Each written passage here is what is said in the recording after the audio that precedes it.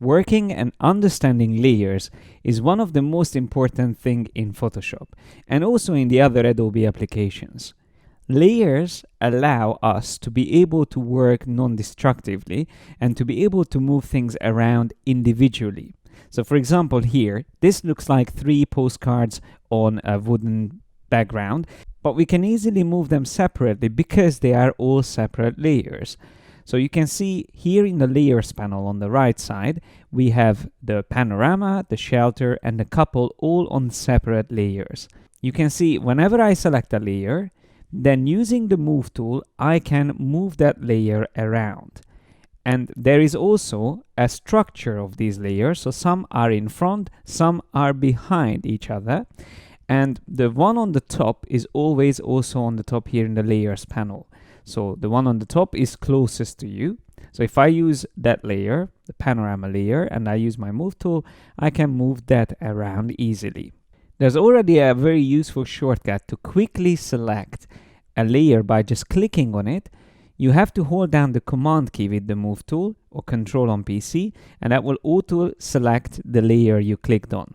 Or you can also right click and then find whatever layers you have under the cursor at the moment. So right now I have the shelter and the background, which is that wooden texture. So whichever you prefer, you can use also instead of going to the layers panel to select a layer. So if I want, I can command click on the panorama and then start moving it around, or even command click and drag to select a layer and immediately start moving it. Remember, this is with the move tool. And if you want, you can even do this without using the shortcut by turning the auto select option on. That way, if you enable that, you can automatically interact with layers by just simply clicking on them, and Photoshop will automatically select whatever you click on. Now, this is great in some occasions, but most of the time this might actually select things that you don't want to select. So I prefer to keep this turned off, and I rather use the shortcut command click whenever I want to switch between layers. So just to show you, for example, this layer is selected here in the background, and I would like to keep moving that around. But if auto select is on and I accidentally click here, that will automatically select the panorama. So I have to make sure I click away from the panorama if I want to keep moving that shelter image in the background. So you can see there's many ways to switch between layers. Either select them from the layers panel, or right click and choose which layer you want, or use the auto select option and just simply click on whichever layer you want to move around. Or if you don't have the auto select option on, you can control or command click to switch between layers as well. To change the order of layers, you just simply have to drag them up and down here in the layers panel. So if I have them all the 3 images on top of each other and I want the couple to move on the top, I can drag it all the way on the top. If I want it behind the panorama but in front of the shelter, I can drag it exactly there. And notice there's a line indicating where this layer is going to be placed in. When I let go, it will go exactly between those 2 layers. And that's what happened here as well. Now, if you want to use a shortcut for this, you can use Command or Control square brackets. The N square bracket combined with Command or Control will move it up, and the open square bracket will move it backwards. So you can move it step by step up or back, and you can also make it faster if you hold down Shift as well. So using the same shortcuts, but with Shift, you can move a selected layer to the top of your hierarchy or all the way at the back. Now there's one exception, the background layer, which by default is locked. That's my texture, that wooden texture in the background. So that is locked by default, and nothing will go behind that, which makes sense because I don't want to do that. But I'm going to show you how to work with a background layer. How is it different from other layers? For now, I just would like you to practice and remember how to move layers up and down in the layer structure, either by using the shortcut or dragging them up and down here in the layers panel. Remember, you won't be able to drag things underneath a background layer. The furthest down you can drag them is just above the background layer. If you want to select and move multiple layers at the same time, you should hold down the Control or Command key to add to your selection here in the Layers panel. So with Command and Control, you can add or remove layers from your selection. Now I have all three of these images selected, so I can move them around. If I take away the panorama by using Command or Control, click on it, now I will only move the other two layers. You can also show and hide layers by using these eye icons here next to the layers. So with that, you can turn on and off layers individually, or you can also quickly turn off multiple layers by click and dragging over the eye icons. That way you can show them or hide them quickly. If you want to see only a single layer without all the other layers, you can Alt click on the eye icon of that layer.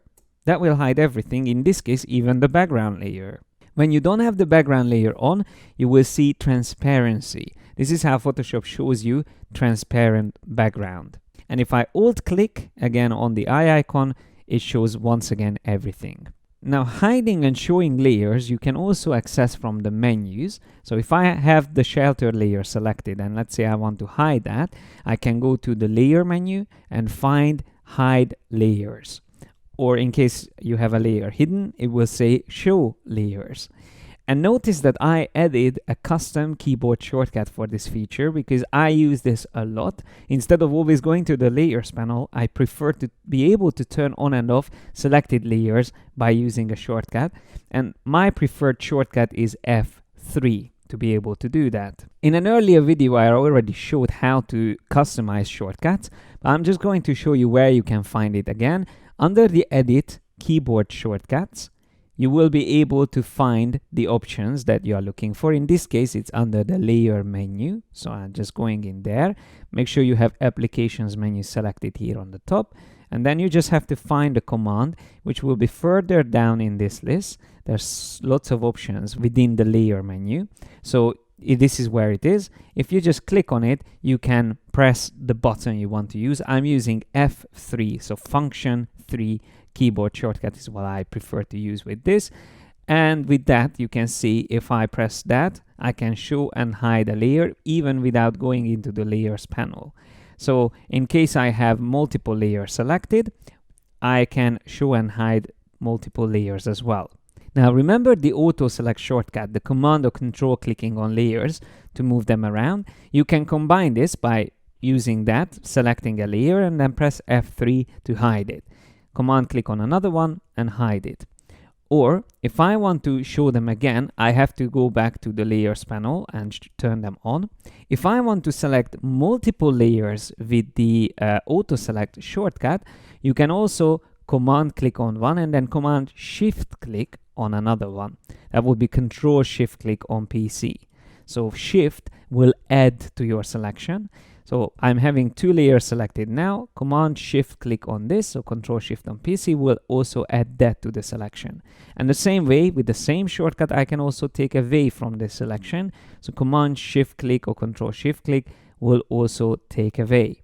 So it adds or takes away from the selection. And one last thing you can do with the auto select feature, if you hold down command or control, you can click and drag and highlight layers like this. So whatever falls within that rectangle will be selected. Now I can move all these together. To deselect things, you just command click somewhere else, maybe on the background, which is locked, so you won't be able to select anything there. So that way you can clear your selection. So once again, command click and drag or control click and drag selects whatever falls in the selection. Look at the layers panel at this moment. I have two layers selected. Once I increase my rectangle, the marquee selection, it will include the shelter image as well. When I let go, I can then start moving these together. And if I want to clear my selection, once again, that's command or control click somewhere on the background layer. Now, last but not least, let's clarify what is a background layer.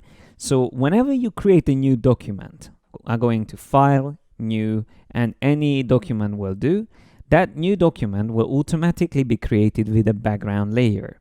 And that background layer will have a specified color. Of course, this can be changed at any point, but what you will see whenever you create a new document is that you already have the background layer there. Now, if you want to move this around, you can, but you can't delete it because you have to have at least one layer in Photoshop. So if you want to move this background layer around, you can click on that lock icon and then you can move it around. In older versions or earlier versions of Photoshop, you would have to double click on the name background to unlock it. In CC, you can just click on that lock icon to be able to unlock it. So you see now with the move tool, I can move that white fill around, which is my layer 0 right now. So this is how I converted my background layer into a normal layer. If you want to turn a layer back into a background layer, you will have to go to the layer menu, and under new, you can choose background from layer. Once I select that, it will be again turned into a background layer. And it's also filled in with black here now on the left, because a background layer will always have no transparency. So it will be completely filled. You can't have transparency on a background layer. Let me show you what happens if we open an image from Bridge, or just simply go to File, Open, and find an image on your computer. So if I open this image up, you will see that also automatically comes up as a background layer. So whenever you open images that doesn't have layers already, like JPEG files, PNG files, other file formats as well that doesn't actually have layers, will automatically come up as background layer. The limitation of a JPEG or PNG file is that you can only have one single layer in them. That's why it always automatically comes up as the background layer. Once again, if you want to move that around, just click on the lock icon, or in earlier versions, double click on the background layer and then click OK to accept the conversion, converting this into a normal layer that's free to move around. And don't forget that you can bring in more images into the same document by using the File, Place Embedded option. That way you can choose another image from your computer, then place it, which will add that image as a new layer. You can just press Enter to accept the placement, and then you see this already became a separate layer. And in the Layers panel, you will see the file name of that layer automatically. And it's also important to know that if you want to keep your layers saved, you have to use file formats that supports layers, like the Photoshop document, which you will find under File, Save As, format set to Photoshop, or you can also use TIFF, which is a universal version of the Photoshop document, which can be easily opened in any image editing applications. While Photoshop files are more compatible with Adobe products, but most of the time I would recommend to save a Photoshop file version of your work before you save any other file formats. So once again, saving the Photoshop file means that you will be able to open the work back and you will have all your layers available. As long as, of course, you have the layers option selected here. Because you can save a Photoshop file without layers as well, which will automatically flatten that document and will merge all the layers together. But this is all I wanted to show you in this video. In the next video, I'm going to talk a little bit more about layers. So before you move ahead, make sure you practice what I showed you in this video, selecting layers, moving them around, hiding, showing them, and changing the order of the layer structure.